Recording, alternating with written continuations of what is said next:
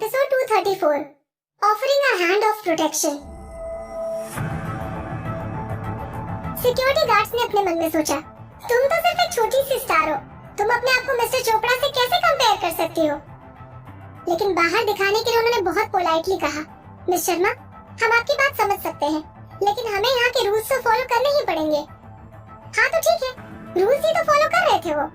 विधि इतनी गुस्से में थी कि उसे उनकी बात सुनकर जोर से हंसी आ गई। तो ये बात है, वो सब उसे छोटा समझ रहे थे। जैसे विधि के ऊपर उसका गुस्सा हावी हुआ, उसने अपनी पूरी ताकत के साथ उन्हें धक्का दिया और भीड़ से बाहर निकलकर भाग गई। वो इतनी तेजी से निकली थी कि गार्ड्स को उसके निकलने के बारे में जरा सा भी पता तक नहीं चल पाया था। तभी कोई चिल्लाया, अरे वो भाग रही है, उसे पकड़ो, उसे भागने मत दो। तुरंत कई सिक्योरिटी गार्ड्स उसका पीछा करने के लिए उसके पीछे भागने लगे और फिर 3-4 लोगों ने उसे पकड़कर नीचे गिरा दिया। इस धर पकड़ और धक्का मुक्की के बीच उसकी फर्स्ट क्लास हेयर स्टाइल एकदम बिगड़ गई और उसके बाल बिखर गए और उसकी फ्रॉक का ऊपर का बटन भी टूट गया और उसकी ड्रेस भी फट गई। वो मार्बल फ्लोर पर गिरकर एक तरफ लुढ़क गई। पूरी तरह से बिखरी हुई और परेशान विधि ने पागलों की तरह चिल्लाकर कहा, मुझे यहाँ से जाने दो। लेकिन वहाँ पर मौजूद लोगों में से किसी ने भी उसकी चीख पुकार सुनने की जहमत नहीं उठाई। अब यथार्थ ने दर्द से कराहना बंद कर दिया था और अपने पैरों के बीच में से अपना हाथ भी हटा लिया था। वो 2 सिक्योरिटी गार्ड्स की मदद से खड़ा हुआ और लड़खड़ाते हुए चलकर विधि के सामने पहुंचा। बिना कुछ कहे उसने उसकी किक के बदले एक जोरदार किक विधि को भी मारी और साथ ही साथ चिल्लाने लगा, बेहुदा लड़की। उसने कुछ गालियां भी दी और चिल्लाया, तूने मुझे लात मारने की हिम्मत कैसे की? अब देख मैं तेरी किक का बदला तुझसे कैसे लेता हूँ। I will make you pay for this। विधि यथार्थ की किक से कराते हुए जमीन पर गिर गई और अपने पेट को कसकर पकड़ लिया। वो दर्द से बुरी तरह कराह रही थी। यथार्थ ने लात मारते समय अपनी ताकत को कंट्रोल नहीं किया था। विधि को शक था कि उसकी किक की ताकत से उसका इंटेस्टाइन पंचर हो गया होगा। उसके बाद भी यथार्थ नहीं रुका। इतनी भीड़ के सामने उसने विधि के पैरों के बीच में एक और किक मार दी। ये सचमुच बहुत एम्बैरेसिंग और शॉकिंग था। वो गुस्से से पागल हो गया था। एक किक उसके गुस्से को ठंडा करने के लिए काफी नहीं थी। उसने विधि को उसी जगह पर दूसरी किक भी मार दी। कुछ सिक्योरिटी गार्ड उसे खींचकर पीछे करने के लिए आगे भी बढ़े, लेकिन उन्होंने उसे पीछे खींचने के लिए अपनी ताकत नहीं लगाई।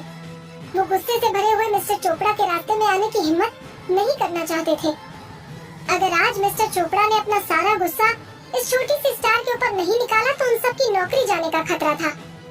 विधि बड़ी मुश्किल से सांस ले पा रही थी। वो जमीन पर पूरी तरह से लेट गई थी। यथार्थ ने एक और किक मारी जो विधि के सीने पर लगी थी, ठीक वहीं जहां पर उसका दिल था।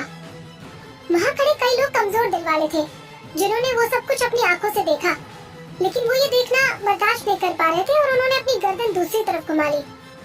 ठीक उसी समय वहीं साइड में से एक तेज और गुस्से से भरी आवाज सुनाई दी, वहीं रुक जाओ। इससे पहले कि कोई कुछ भी रिएक्ट कर पाता, उन्होंने यथार्थ को पीछे की तरफ उड़ते हुए देखा, जो अपने रास्ते में आए 2 फ्लावर पॉट्स को तोड़ते हुए पास के खंबे के पास जमीन पर गिर गया था। भीड़ अपने शौक से बाहर निकली और चारों तरफ नजरें घुमाकर देखने लगी कि वहाँ भी क्या हुआ था। उन्होंने रियलाइज किया कि इस बड़े से हॉल में एक और लंबा चौड़ा और बहुत अच्छी बिल्ट वाला आदमी था, जिसने एक बहुत अच्छा सा काला सूट पहना हुआ था।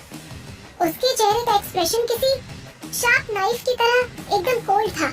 उसका चार्म और अथॉरिटी देखकर ऐसा लगता था जैसे साक्षात भगवान आ गए हो, लेकिन वो इंसान था, भगवान नहीं। कपूर सर? ये तो टाइम्स म्यूजिक का big boss mister Aarav Kapoor है। भीड़ में से किसी ने उसे पहचान लिया और धीमी आवाज में बोला। भीड़ ने इस पर भी और जोरदार रिएक्शन दिया। मिस्टर कपूर यहाँ क्या कर रहे थे? वो इस छोटे से झगड़े में क्यों इन्वॉल्व हो रहे हैं? आरव का चेहरा गुस्से से तमतमा रहा था। भीड़ को अलग करते हुए वो सीधे विधि के पास पहुँच गया। जमीन पर पड़ी वो दुबली पतली लड़की दर्द से बुरी तरह से कराह रही थी और उसके कंधे कांप रहे थे। उसका चेहरा एकदम सफेद पड़ गया था। उसके माथे पर पसीने की बूंदें भी छलकने लगी थी। इस सीन को देखकर आरव को लगा जैसे उसका दिल दर्द से जकड़ने लगा है। वो वहीं अपने पंजों के बल पर बैठ गया और उसकी मदद करते हुए पूछा, क्या तुम ठीक हो? कहीं तुम्हें चोट तो नहीं लगी? विधि ने अपना सर उठाकर देखा कि ये तो आरव था। ना जाने आरव वहाँ पर कब आ गया था, लेकिन वो यहाँ क्यों आया था? विधि के पेट में बहुत ज्यादा दर्द हो रहा था, जिससे उसके लिए बोलना भी मुश्किल हो रहा था, लेकिन वो सबके सामने कमजोर नहीं दिखना चाहती थी। इसलिए उसने हिम्मत बटोर कर कहा, मैं मरूंगी नहीं। उसकी आवाज से साफ समझ में आ रहा था कि उसे बहुत ज्यादा दर्द हो रहा है। उसकी ऐसी दर्द भरी आवाज सुनकर आरव के चेहरे पर भी छलकने लगा था। हिलो मत, वहीं पर रहो। आरव ने विधि को हिलने डुलने से मना किया और हॉल से बाहर लेकर जाने के लिए उसने उसे अपनी बाहों में उठा लिया। जैसे ही आरव यथार्थ के पास से गुजरा, उसने उसे घूरकर कुछ इस तरह से देखा जैसे वो किसी मरे हुए आदमी को देख रहा हो। आरव को वहाँ पर आया हुआ देखकर हर कोई दंग रह गया था और चुपचाप उसे देख रहा था। जैसे ही आरव आगे बढ़ा, भीड़ ने खुद ही उसके लिए रास्ता बना दिया। इवन सिक्योरिटी गार्ड्स ने भी उसे रोकने की हिम्मत नहीं की और न ही उन्होंने कोई ऐसा रिएक्शन दिया। वैसे वो कर भी क्या लेते? आरव तो टाइम्स म्यूजिक का बिग बॉस था और उसका स्टेटस मिस्टर यथार्थ चोपड़ा से कई हजार गुना ज्यादा ऊंचा था। उनमें से कोई भी यथार्थ की खातिर टाइम्स म्यूजिक के बिग बॉस मिस्टर कपूर को ऑफेंड करने की हिम्मत नहीं कर सकता था। विधि ने अपने दुबले पतले कांपते हुए हाथों से आरव की शर्ट की आस्तीन को कसकर पकड़ लिया था और अपना चेहरा उसकी बाहों में छिपा लिया था। वो नहीं चाहती थी कि कोई भी उसकी दर्द भरी इस हालत में उसके एक्सप्रेशंस को देखे। वो एक आर्टिस्ट थी। भीड़ के सामने अपनी इमेज बनाए रखना उसके लिए उसका सेकंड नेचर बन गया था। भले एक आदमी उसे अपनी बाहों में उठाकर ले जा रहा था और उसके बाल बुरी तरह से बिगड़े हुए थे, लेकिन उसने फिर भी ये इंश्योर किया कि उसकी पीठ और उसके कंधे अच्छी पोजीशन में रहे। ऐसा लग रहा था जैसे किसी सम्राट के बाहों में एक राजकुमारी थी। सभी लोग उन्हें वहाँ से जाते हुए देखते रहे। भीड़ में एक अमीर लेडी जो अपने पति का हाथ पकड़े हुए थी, थोड़ी देर बाद अपने शौक से बाहर आई। ओह माय गॉड, क्या मैंने कुछ गलत देख लिया है? ये तो आरव कपूर था जो उस लड़की को अपनी बाहों में उठाकर ले जा रहा है। वो तो लेडीज के करीब ना आने के लिए जाना जाता है ना। बिजनेस वर्ल्ड में आरव ने अपने लिए एक ब्रह्मचारी की रेपुटेशन डेवलप की थी। जब से उसने अपने फैमिली बिजनेस को संभाला था, तब से उसने अपनी पर्सनल लाइफ को एकदम बेदाग बना रखा था और बहुत थोड़े से स्कैंडल ही किए थे। इवन मैट्री के साथ उसकी सगाई भी एक फॉर्मेलिटी ही लगती थी और वो दोनों पब्लिक सेटिंग्स में कभी भी इंटीमेट नहीं हुए थे। जब से विधि की मौत हुई है, तब से ही उसके साथ उसकी कई सारी गर्लफ्रेंड्स के होने की अफवाहें भी उड़ रही थी, लेकिन कोई भी उन अफवाहों को कंफर्म नहीं कर पाया था। ये पहली बार था जब किसी ने आरव को एक लड़की को प्रोटेक्ट करते हुए देखा था, और वो भी एक छोटी सी आर्टिस्ट को जिसे अभी अभी डंप किया गया था और जो एंटरटेनमेंट सर्कल का वो कैरेक्टर थी जो अभी सबसे ज्यादा कंट्रोवर्सी में है। जब आरव विधि को अपनी बाहों में लेकर जा रहा था, तो उसे देखकर स्वीटी के चेहरे का एक्सप्रेशन गुस्से से भर गया था। ये बेहुदा लड़की इतनी लकी कैसे हो गई? जब मोहित के डंप करने से पहले ही उसने टाइम्स म्यूजिक में बिग बॉस मिस्टर कपूर को फंसा लिया था। टाइम्स म्यूजिक पैसे और पावर के मामले में भाटिया फैमिली की बराबरी पर था और चोपड़ा फैमिली को उसके साथ कोई पंगा नहीं लेना चाहिए था। स्वीटी ने घबराहट और चिंता के साथ सोचा, क्या अब विधि के साथ ऐसा व्यवहार करने की वजह से वो उनसे बदला लेगा? मुझे मोहित को इस बारे में बताना चाहिए। स्वीटी के दिमाग में चिंता भरी हुई थी और वो अपनी मदद करने के लिए किसी को ढूंढना चाहती थी। उसने तुरंत अपना मोबाइल निकाला और एक नंबर डायल किया। हेलो, मैं मोहित से बात करना चाहती हूँ। जैसे ही मोहित ने फोन उठाया, स्वीटी ने मोहित को होटल लेसर्व में जो कुछ भी हुआ था उसके बारे में फटाफट सब कुछ बता दिया। जो कुछ हुआ था उसे स्वीटी ने काफी बढ़ा चढ़ाकर कुछ इस तरह से बताया जिससे उसके दिल में विदुषी की इमेज और भी ज्यादा खराब हो जाए। भाटिया फैमिली के हेडक्वार्टर्स में इस समय मोहित का मोबाइल टैप किया जा रहा था।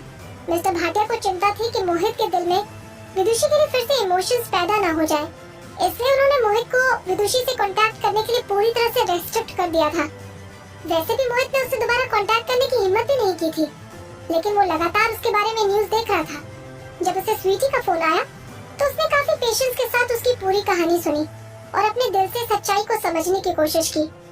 उसकी विदुषी, उसे इस कदर बेइज्जत किया गया और पब्लिकली उसे लात मारी गई। मोहित ने अपनी मुट्ठी बींच ली। उसे अपनी लाचारी और उसे प्रोटेक्ट ना कर पाने पर बहुत बुरा लग रहा था और वो काफी परेशान हो गया था। कहानी का एक हिस्सा था जो उसके दिल में एक सुई की तरह चुभ रहा था। जब विदुषी को जरूरत थी तब किसी और आदमी ने उसकी मदद के लिए अपना हाथ आगे बढ़ाया था, और वो आदमी और कोई नहीं बल्कि आरव था, आरव कपूर, जिसके लिए वो हमेशा से तरस रही थी। मोहित की आंखों में गुस्सा भर गया था। स्वीटी, अगर मुझे दोबारा कभी पता चलता है कि तुमने विदुषी के लिए फिर से कोई मुसीबत खड़ी की है, तो मैं हमारे सभी फैमिली टर्म्स भूल जाऊंगा और तब तुम इसके लिए मुझे अटेम्प्ट मत करना। मोहित ने गुस्से में बड़ी तीखी टोन में उसे कहा, अगर मैंने उसके साथ अपने रिलेशन तोड़ भी लिए हैं, तभी इसका मतलब ये नहीं है कि मैं किसी और को भी उसे धमकाने दूंगा। अगर तुमने मुझसे उसके बारे में शिकायत करने के लिए कॉल किया है तो सॉरी, तुमने गलत आदमी को कांटेक्ट कर लिया है। शिकायत करने के लिए? स्वीटी के मुंह से पूरी कहानी सुनने के बाद मोहित यथार्थ के शरीर के टुकड़े टुकड़े कर डालना चाहता था। स्वीटी के शौक और मिन्नतों को नजरअंदाज करते हुए मोहित ने कॉल काट दिया। मोहित ने फिर किसी और को कॉल लगाया और लाइन की दूसरी तरफ बैठे इंसान को कुछ इंस्ट्रक्शंस दिए।